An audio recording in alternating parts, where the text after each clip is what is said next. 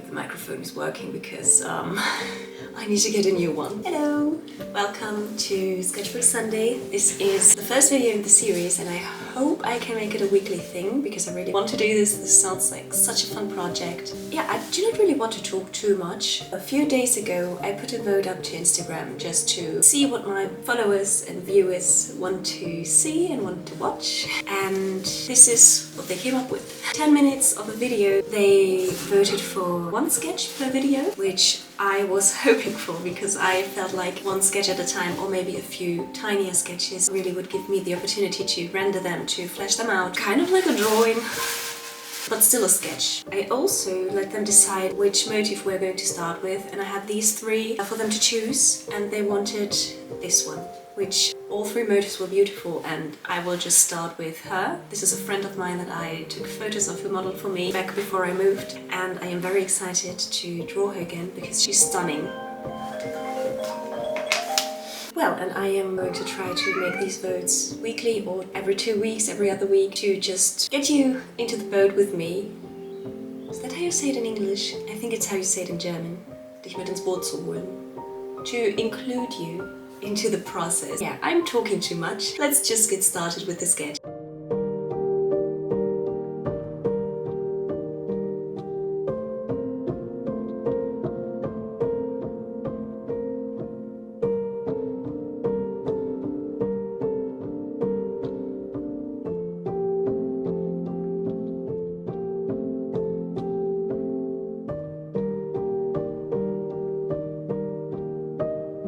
So every time I start approaching a sketch, what I do is make really loose shapes just to get the form right.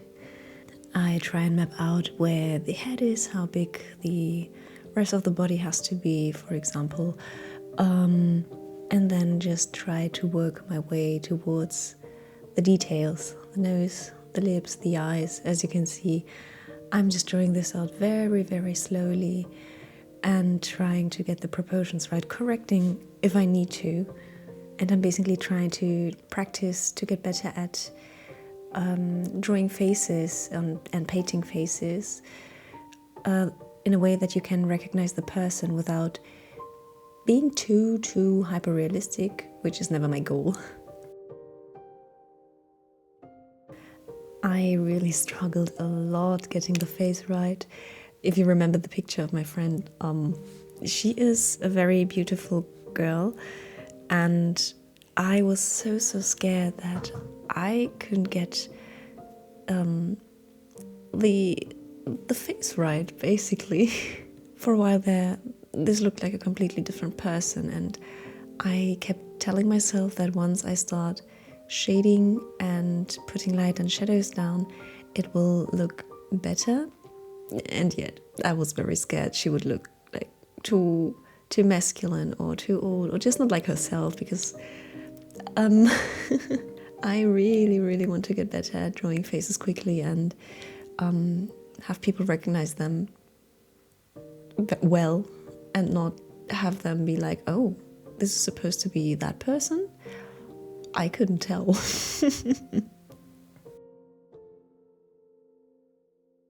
When it comes to the shadows, what I do is, as you saw, map out like a big area and then hatch it out. I usually look at the pictures and try to determine where the shadows fall and just block it out first. You can always, if you use light strokes, erase areas that you want to be lighter, and you can also go in and darken areas later on. It is very important to use light light pencil strokes though, because if you push the pencil onto the paper too heavily, you will not be able to correct anything later or to put anything on top. And in this case I'm using a 3B pencil, which is, I would say, moderately soft. And I found that if I start out the shadow areas lighter than I think they have to be, it helps me not to put down false values and false tones. Or in this case, there is not much of chroma going on, but I have a not as hard time determining the values of the shadows. Everything was alright. Take me back there again. Can you take me back there again? Take me back there again.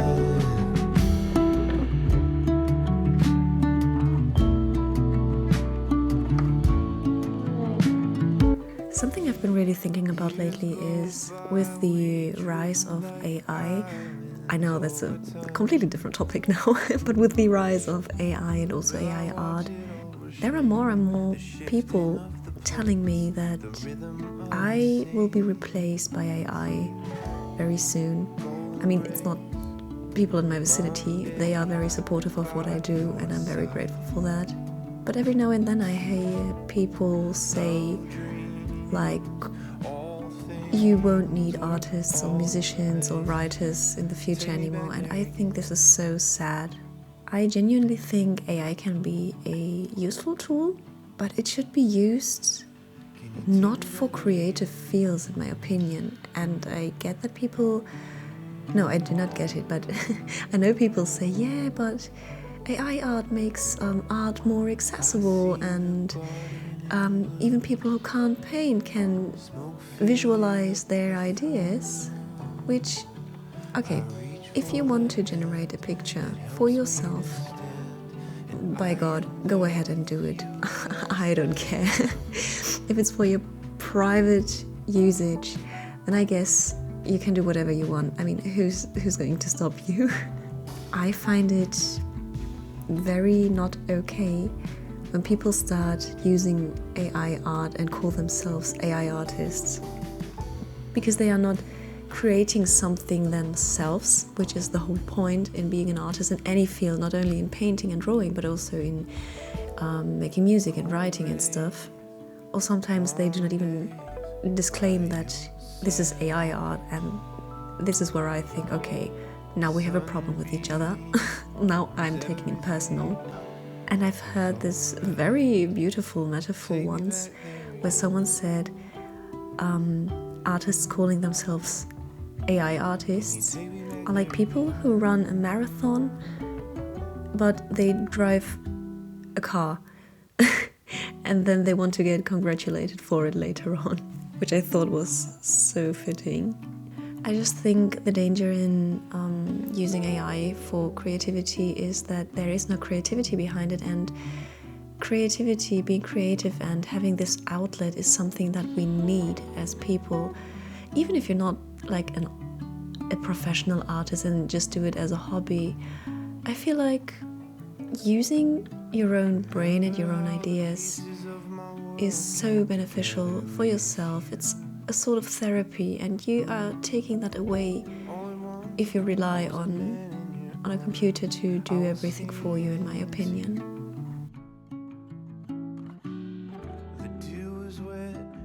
Also, fun little fact, the outfit that she's wearing I made myself. I made this dress myself, and then I ordered this corset belt online, and oh, I love this outfit, and it suited her so well. Gold rays, long days by your side, sunbeams, everything was alright. Take me back there again. Can you take me back there again? Take me back there again.